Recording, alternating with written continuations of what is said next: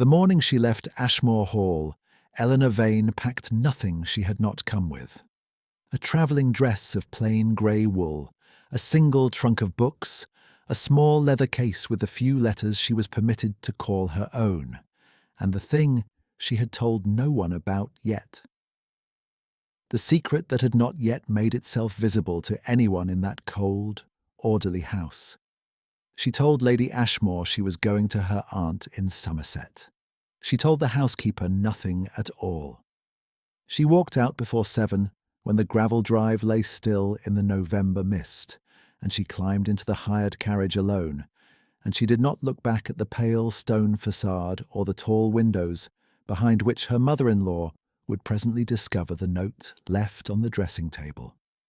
She had been married to Lord Ashmore's second son for 8 months before he died. She had been a widow for 3. In the calculations of that household, grief had a duration, and her allotted portion had elapsed.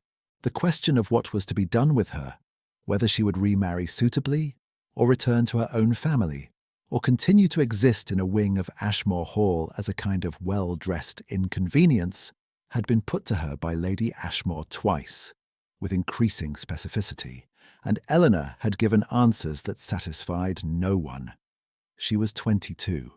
She had a small income settled on her by the late Lord Ashmore's will, enough for very modest keeping. And she had a secret she was only beginning to understand the shape of. Somerset was not where she was going. She had chosen Wiltshire because she knew no one there. A cousin of her mother's had once spoken of a village near a river, where the cottages were let cheaply in autumn, and where nothing much happened from October through March. Eleanor had written ahead under her married name alone, and the reply had come from a Mrs. Purley, confirming 2 rooms and the use of a kitchen garden, and nothing else required.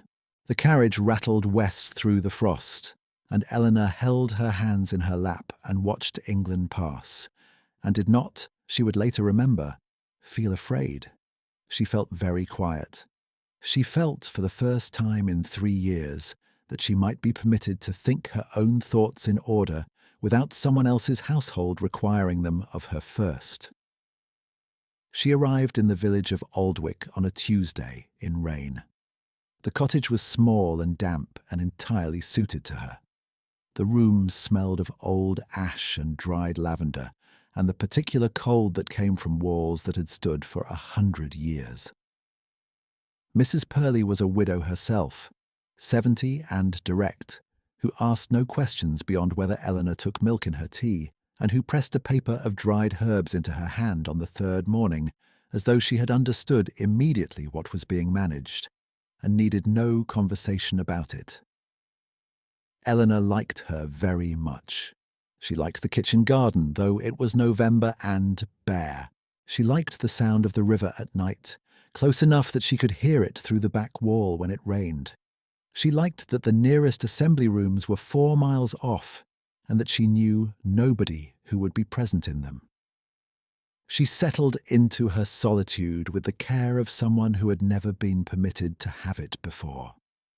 She arranged her books on the single shelf above the writing desk, which was the first time in 3 years she had arranged books in a room where no one would comment on the selection. She answered no correspondence for the first fortnight, which was the first time in 3 years she had not answered correspondence by the 2nd morning. She walked each afternoon along the river path and looked at the water and thought about nothing consequential, and the nothing was, she found, extremely valuable. She had the baby in February in the small room at the back of the cottage, with Mrs. Purley and a competent local midwife in attendance. A girl. Eleanor named her Jane, after her own mother, and lay in the bed in the cold room with the child on her chest, and felt something settle inside her that had not been still for a very long time. The child was dark-haired and solemn, and appeared to regard the world with the focused assessment of someone who intended to form her opinions independently and was simply gathering data before doing so. Eleanor found this a quality she could respect. She had not thought, even then, about what would happen next. She knew that a widow with an infant and a limited income existed in a specific social geography in England in the year 1820, and that the geography was not comfortable. She knew that Lady Ashmore, when she eventually learned of the child, would make certain calculations about the infant's potential usefulness to the Ashmore estate and the Ashmore name, and that Eleanor's wishes would feature in those calculations only incidentally. She knew all of this with the clarity of someone who had spent 8 months as a Vane daughter-in-law and had learned to read those calculations from the room they were conducted in. She had simply decided to address it later, after she had slept, after the child had a few months of warmth and quiet that belonged to neither of them. It was late spring, the river very full and the garden just beginning to come into itself, when the stranger arrived in Aldwych. He came on horseback, which was not unusual. He came alone, which was slightly more so. He rode a horse better than a man with nothing to recommend him generally rode a horse, but Eleanor noticed this only later, when she was reviewing the afternoon in the particular way she had taken to reviewing afternoons, looking for things she had missed. At the time she noticed only that he dismounted at the small bridge over the river, and that his coat was good cloth, but worn at the cuffs, and that when he saw her standing at the garden gate with Jane on her hip, he did not look away politely as most men did when they encountered a woman with a young child. He looked at the child, and then at her, with a directness that was not rude and not particularly warm, merely attentive.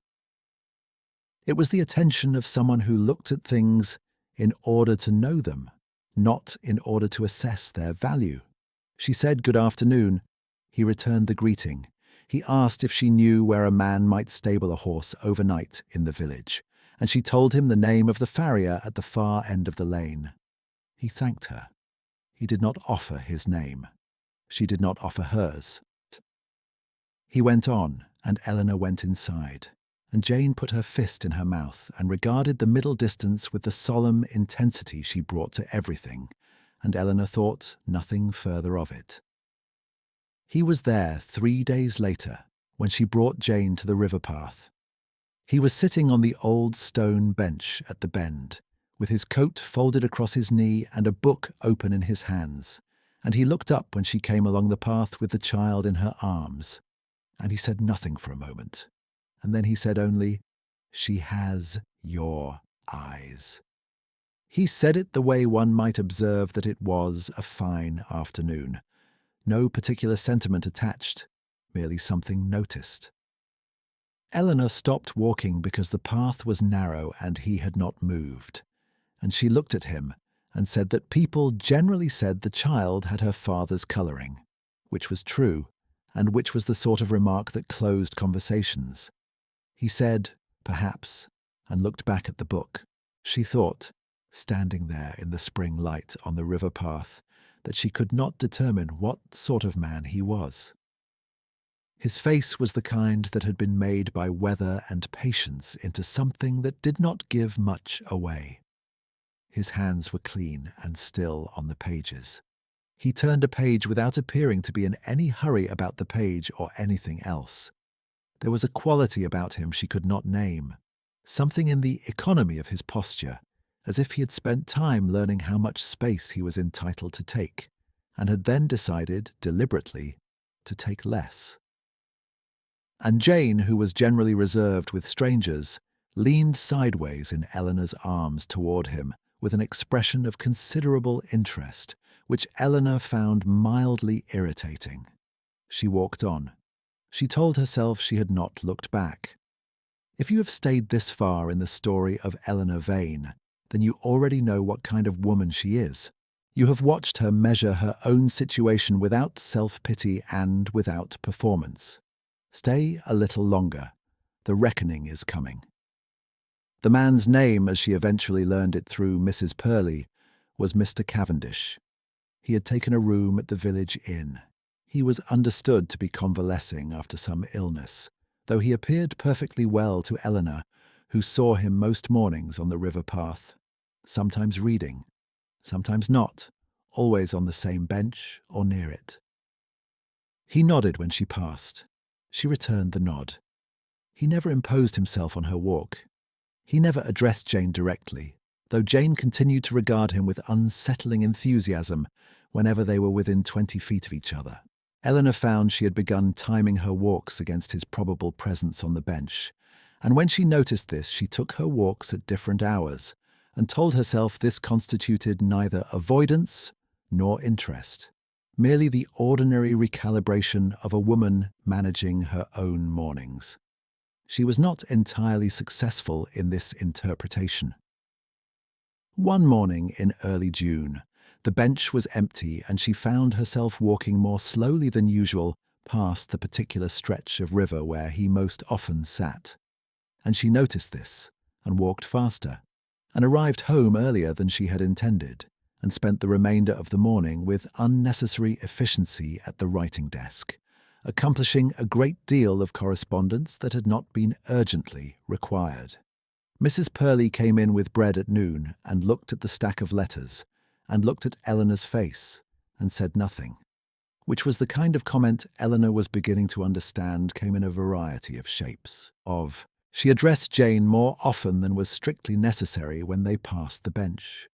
She pointed out the kingfisher at the river bend, the quality of the light on the water, the names of the wildflowers at the verge, all of which she had been pointing out for weeks, but which she delivered on those mornings with a rather heightened attentiveness. Jane listened with her usual gravity and occasionally looked at the bench. Lady Ashmore's letter arrived in the 3rd week of June. Eleanor recognized the seal before she had fully taken the letter from the post. She set it on the kitchen table and looked at it for some time, and then she read it standing up, which was how she had received difficult communications for as long as she could remember. Lady Ashmore wrote in the language of reasonable concern and family obligation. The letter was long and careful, with the particular structure of a document drafted by someone who had consulted with a solicitor before sending it. She had heard, through channels she did not specify, that Eleanor had delivered a child in the winter. She wished Eleanor very well. She wished the child very well. She wished Eleanor to understand that the child, as the legitimate offspring of a late member of the Ashmore family, had a natural and appropriate place within the sphere of Ashmore Hall's arrangements and consideration, and that Eleanor might find, upon reflection, that the resources available to a widow managing alone in a rented cottage were materially less adequate than those which the Ashmore family stood ready to provide. Were Eleanor to return and enter into the kind of sensible understanding that Lady Ashmore was confident they could reach together. She read it twice. The word resources appeared 4 times. The phrase family obligation appeared 3 times. The word resources and the phrase family obligation were doing precisely the work that Lady Ashmore intended them to do, which was to place Eleanor in a position where refusing appeared not only ungrateful but irresponsible to the child, and where accepting meant returning to a house that had never been her own and handing over the single person she had managed to keep solely for herself. Eleanor folded the letter precisely along its original creases and placed it inside the small locked case with the others, and went to tend the kitchen garden, and spent the better part of the afternoon on her knees in the dirt between the bean rows, pulling up things that did not belong, which she found more useful than anything else she could think of to do. She did not see Mr. Cavendish that afternoon or the following morning.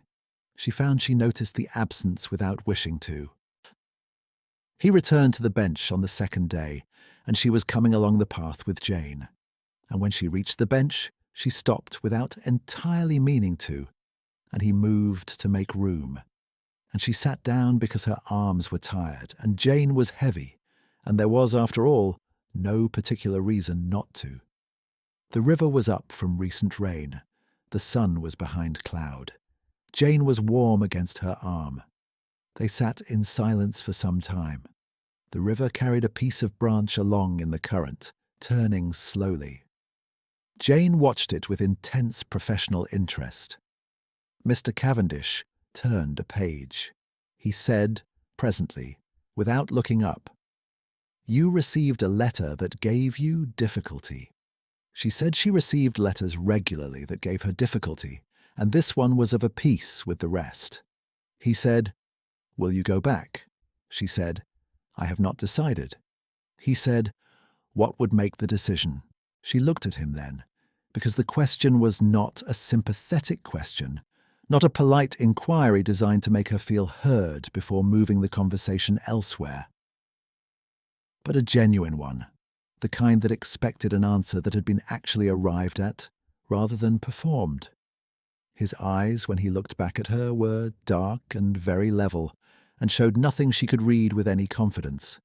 She thought, with some irritation, that a man who was ostensibly recovering from an illness and had no apparent business in a village in Wiltshire had no particular standing to ask her questions of this quality. She thought also that she had not been asked a genuine question in several years, and that the experience was disorienting in a way she had not anticipated. She said, "What makes the decision is whether there is anything here worth remaining for." He said nothing. He looked at the river. Jane made a decisive sound and leaned toward the water, and Eleanor caught her, and the moment passed, but not entirely. She did not sleep well that night. She told herself this was the letter's doing. She told herself it was the practicalities pressing on her in the dark. The question of what she would do when the autumn rains came, and the cottage grew cold again. The question of the income, and how long it would hold against Jane's growing needs. The question of everything ahead of them in a world that sorted women early and managed children whose situations were irregular with a specific efficiency. These were the thoughts, she told herself, that kept her awake. Not the level dark eyes on the bench, not the quality of the silence that had followed her answer, which had not been the silence of a man who had heard something and moved past it, but the silence of a man who had heard something and was holding it carefully. She told herself this rather forcefully. She went to sleep only a little before dawn. She found the envelope on the kitchen table in the morning, slid under the door in the night. It bore no return address. The seal was pressed in blue wax, a bird above a crest she could not quite resolve without better light, and the letter inside was brief, addressed to her in a plain, steady hand. It said only, "I will call tomorrow if you will permit it. There is something I should have told you sooner. I am sorry for the manner of it. C." She stood at the kitchen table for a long time with the letter in her hands. The river was audible through the back wall. Jane was asleep. The kitchen was entirely ordinary around her, the teapot on the shelf, the books in their row, the herbs drying above the window, all of it entirely ordinary. And she was standing in the middle of it with a feeling that had no ready name. Chaussien. Pearlie came in at 9 with eggs from the village and took one look at Eleanor's face and set the eggs down and said, "He is not what he let on, is he?" It was not a question. Eleanor said she was beginning to suspect not. Mrs. Pearlie said that she had suspected it from the horse, as that was not a horse a man of no consequence rode, and that she had kept her counsel because it was not her counsel to keep. Then she poured them both tea and said nothing further about it, which Eleanor found the most useful thing anyone had done for her in recent memory.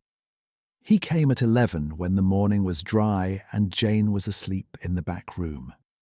Eleanor had put on her better dress, not because she was entertaining expectations of any particular kind, but because she had been a gentleman's daughter before she was anything else, and the habits of her upbringing were, it turned out, more durable than the circumstances that had supplied them. She met him at the door. He had come on foot. He took off his hat. He said good morning. He said that he owed her a longer conversation than he had given her, and that the difficulty was knowing where to begin without it sounding like something it was not. She said, Then begin where it is simplest. He said, "My name is not Cavendish. It is Grantley. I am the Duke of Grantley. I have been so since my father died 2 years ago, and I'm afraid, still tolerably bad at it." She looked at him. She looked at the plain coat with the worn cuffs, and at his hands, and at the way he stood in the doorway of a cottage in a village that was nobody's destination, entirely still, not filling the space with anything except what was actually required of it. She thought of the horse. She thought of the precision of his address on the bench, the way he answered questions with the smallest sufficient sentence, the bearing of a man who had learned long ago that his silence was louder than most people's speech. She thought of the way he had looked at the river while she answered his question, which was the manner of someone who was listening with his whole attention, not waiting for a space to speak. She said, "Why?" He said, "Because I wanted to know what a person was before the room arranged itself around their consequence. I had not met anyone in 3 years who addressed me without calculation, or listened without deciding how the conversation would end before it had started. I had heard of a woman in Wiltshire who had left a great house on foot one morning and asked nothing from it afterward, and I thought I should like to know what such a woman was made of. She said, 'That was not your story to investigate.' He said, 'No, it was not. That is part of the apology.' She said nothing. He said, 'The other part is that it became something it was not, at first, meant to be. And for that, I don't have an apology that is adequate, but I can offer you one that is honest.' She stood in her own doorway and looked at him, and felt, underneath the considerable irritation of the situation, something else that was harder to categorize. She thought of all the conversations she had conducted over the past several weeks in the manner of a woman who was not particularly interested in the person she was talking to, and how little of that was true, and how clearly he had probably known it. She said, 'You had better come in.' She gave him tea, which was not the kind of gesture anyone present in a great house would have recognized as significant, but which was the kind of gesture Eleanor Vane gave to people she was considering extending her trust to.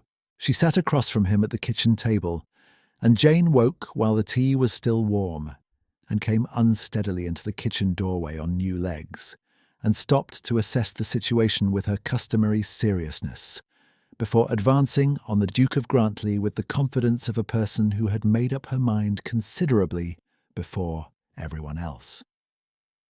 He sat very still while Jane conducted her examination of his coat buttons.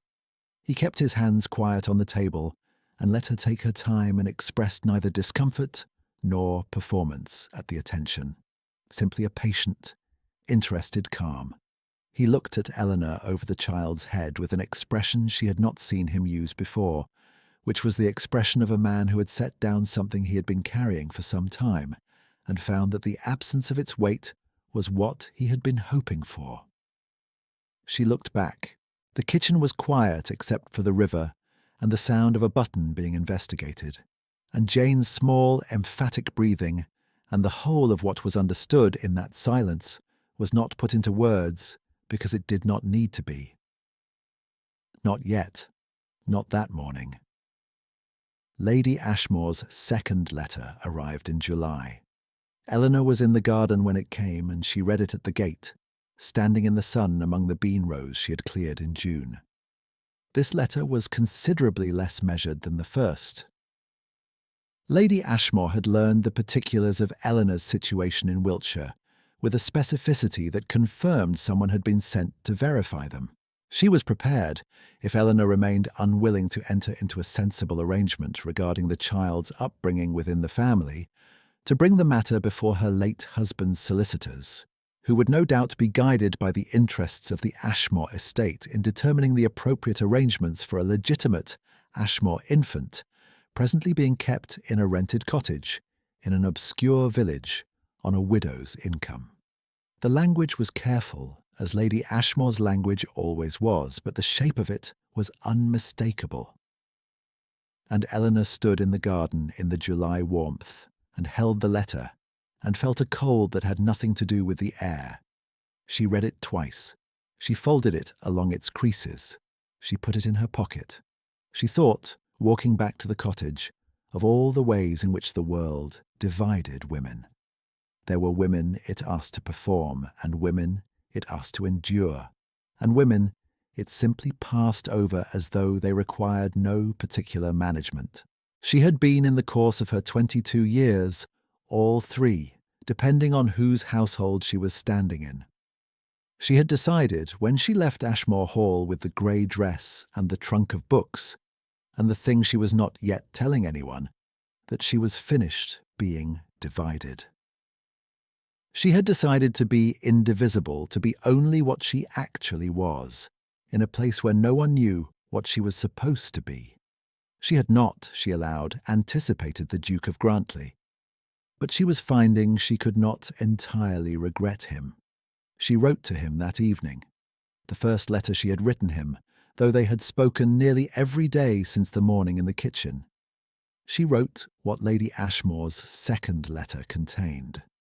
She wrote what she understood to be the shape of what would follow if the solicitors became involved, which was a shape she could read clearly and which was not in Jane's interest or her own.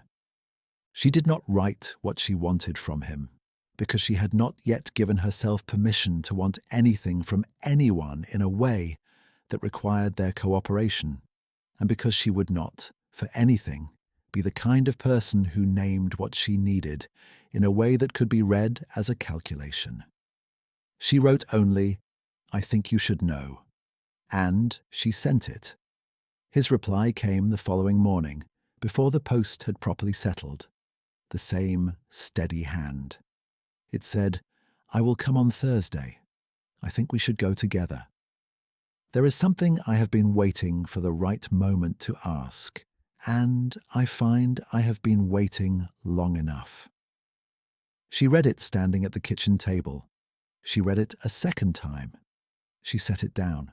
She stood for a moment with her hand flat on the paper in the morning light, feeling the grain of the table beneath it.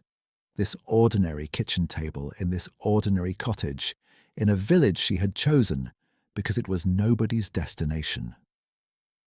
And the whole of what had happened here sat around her in the familiar objects of the room.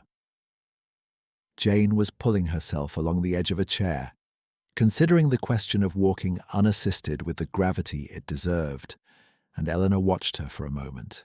This small person she had made in secret and brought into the world in a cold back room in winter. This person who had made her own assessment of the situation weeks ago and had been waiting, with characteristic patience, for the room to arrive at the same conclusion. On Thursday they drove to Bath, where Lady Ashmore had taken rooms for the season. It was a clear morning, the road good after a dry week. He drove himself, which she had begun to understand was consistent with everything else about him. Eleanor sat beside him.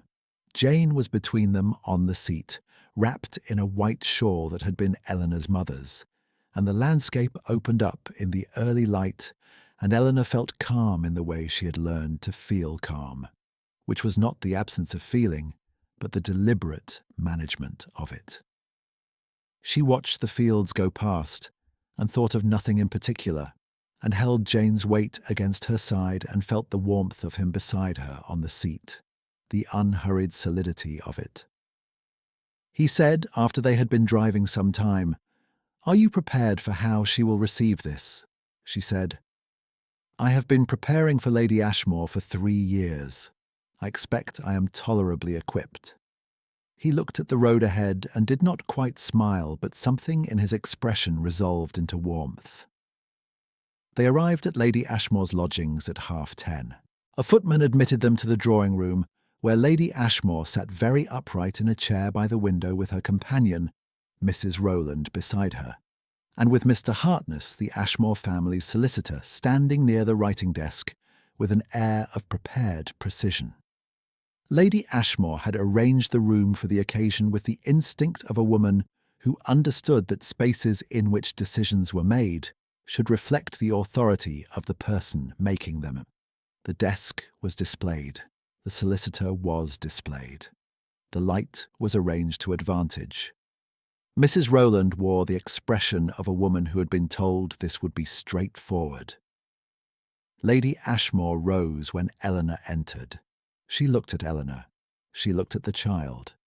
She began to say Eleanor's name in the particular tone that preceded a prepared speech, and then she saw the man who had come in behind Eleanor, and she stopped.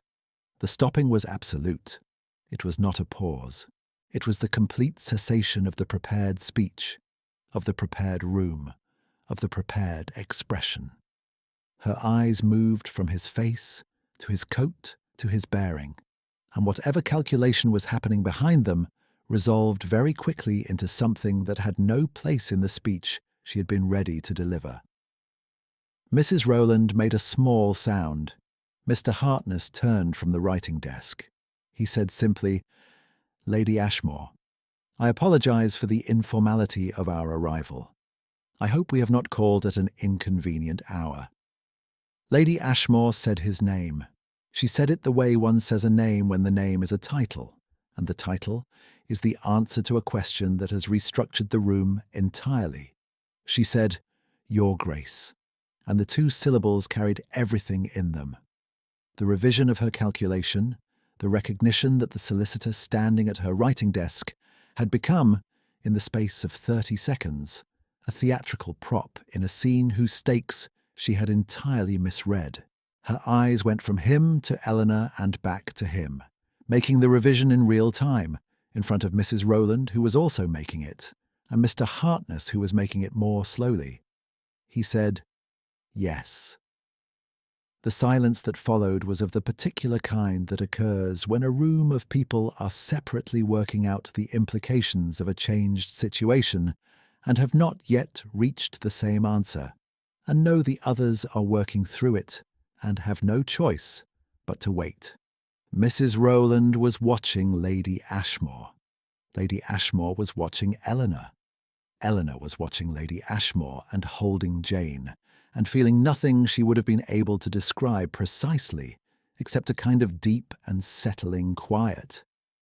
He said, "I understand there has been some concern about Mrs. Vane's situation and about the infant. I hope we can put those concerns to rest today." Lady Ashmore said, "Yes. Yes, of course." She said it the way one says a phrase that has been stripped of the weight it was carrying, because the weight has gone somewhere else. She sat down. She gestured to a chair. The solicitor gathered his papers with a quiet efficiency that said clearly he understood his function here had changed. He said, "I see," and placed a document back in his case, and the document's return to the case was the quietest possible ending to the threat it had represented. Eleanor sat. He sat beside her. Jane occupied herself with the white shawl with complete indifference to the occasion, pulling threads in the manner of someone with important work to accomplish. The conversation that followed was, on the surface, brief and orderly. Lady Ashmore said she was very glad the matter could be settled without further correspondence. He spoke 2 or 3 times in a tone that was precise and not unkind, and he said nothing that humiliated Lady Ashmore beyond the humiliation that was already native to the situation, and Eleanor noticed this with the clear attention she gave to everything and understood it to be a deliberate courtesy that had been considered. Mrs. Rowland offered tea, which nobody accepted. Mr. Hartness took his leave with appropriate brevity. Eleanor said almost nothing. She did not need to. She was present, and Jane was present, and he was beside her, and the 3 of them in that room were the entirety of the argument that required making.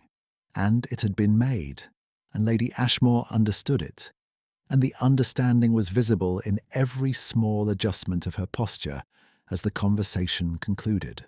On the way home, the light had moved to afternoon, gold across the fields, and the road ahead of them dry and clear. Jane had fallen asleep against Eleanor's arm, one hand wrapped in the fringe of the white shawl. He drove with the ease she had noticed from the beginning, undemonstrated and entirely natural. She said, "You did not have to come," he said. "I know." She said, "You could have written a letter, and it would have accomplished the same thing." He said, "It would not have accomplished the same thing." She did not ask what he meant. She thought she knew. She looked at the road ahead of them, and at his hands on the reins, and at Jane's face against her sleeve, perfectly unconscious and satisfied. And she thought about a morning in November when she had packed a grey dress and a trunk of books and climbed into a hired carriage and not looked back, and about what it was she had been looking for since then that she had not known how to name. He said, presently, "I have been wanting to ask you something since the bench," she said. "Then ask it." He looked at the road. He said, "I know the manner of this has been irregular, and I know that what you are owed for the irregularity is time and whatever form of certainty you require. I am not asking you to decide anything now.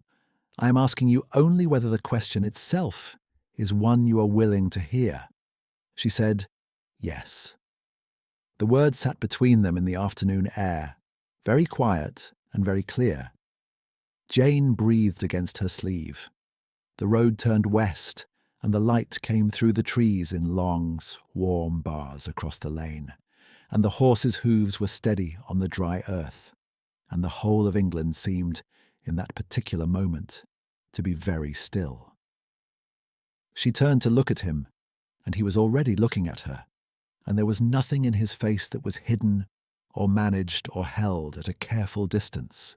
He was looking at her the way he had looked at the river on the bench, with his full attention, without calculation, as if what was in front of him was the only thing in the particular stretch of world that interested him. She had not been looked at this way before. She had been assessed, she had been managed, she had been considered in light of various determinations, but she had not been simply looked at, as a whole, as a person who was exactly what she appeared to be, and whose appearing to be it was the thing that had settled the matter. She said, "I am listening." He did not speak immediately. He drove for another half-minute, watching the road, and when he spoke it was in the tone of a man who had considered what he was going to say for some time, and had decided that the only way to say it correctly was plainly. He said, "I would like, if you are willing, to give Jane a name that is not a problem to be managed. I would like to give you a house that is yours, in a way that has nothing to do with someone else's arrangements. And I would like, if it is possible, to be considered as a person whose presence in your mornings is not an accident of geography, but something you have consented to, with full knowledge of who I am and what that is likely to require of you." She held Jane more closely. She felt the child's warm weight against her arm, the solid reality of her, and she thought of the cottage in winter and the letter on the kitchen table and the kitchen garden and the sound of the river, and she thought of everything that had asked something of her in the last year and a half, and of what had been given in return. She said, "You are asking 3 things at once." He said, "I am." "I am not certain they are separable," she said. "No, I don't think they are." He looked at her. He held very still. She said, "The answer to all 3 is yes." The road curved between old hedgerows going into the evening, and the light was on everything, warm and long, the kind that belonged to late June in England when the year had gone far enough to earn it. He passed the reins to one hand. His other hand was on the seat between them, not moving, not reaching, simply present in the unhurried way of a man who had waited long enough to know that waiting was its own kind of language. And Eleanor looked at it for a moment, and then put her hand over his, and the warmth of it was the warmth of something that had been decided much earlier, and was only now, in this particular evening on a country road in Wiltshire, being said aloud. Jane woke briefly and made her considering sound and went back to sleep. They came into Aldwick as the last light was leaving the fields. Mrs. Purley was at the gate of the cottage, watering something that did not need watering at this hour, in the manner of a person who has been watching the lane for a carriage and has invented an errand to justify it. She looked at them when they turned in from the road. She looked at his hand under Eleanor's, and at Jane asleep on Eleanor's arm, and she said nothing at all. She went inside. A light came on in the kitchen window. Eleanor stepped down from the carriage with Jane still sleeping against her shoulder. He handed her down and held her hand one moment longer than the descent required, and she let him, and the evening was quiet around them, the sound of the river at its customary distance, the garden fading into dark, the light in the kitchen warm and small, and entirely sufficient. She crossed the threshold of the cottage. She felt the familiar cold of the stone floor through her boots and the particular smell of the rooms, herbs and old wood and river air, all of it known to her now, hers in the way that places become yours when you have endured something within them. She stood for a moment in the doorway and looked at the kitchen where her locked case sat and the teapot waited, and the books were in their row on the shelf, and she felt the whole of what it had meant to step across this threshold in November, cold and alone, and with a secret she was not yet telling anyone, and what it meant now in June, with the evening at her back, and Jane breathing in her arms. Behind her he was waiting on the step, not entering, not pressing, not assuming, waiting in the way of a man who had waited a full season and had learned that patience was not the absence of wanting, but the willingness to let the wanting be what it was, without forcing a shape onto it. She turned and the last light was on his face, and she said, "Come in." He stepped across the threshold. The kitchen lamp burned on the shelf. Jane slept. The river went on in the dark, exactly as it had always done, entirely unchanged and entirely sufficient.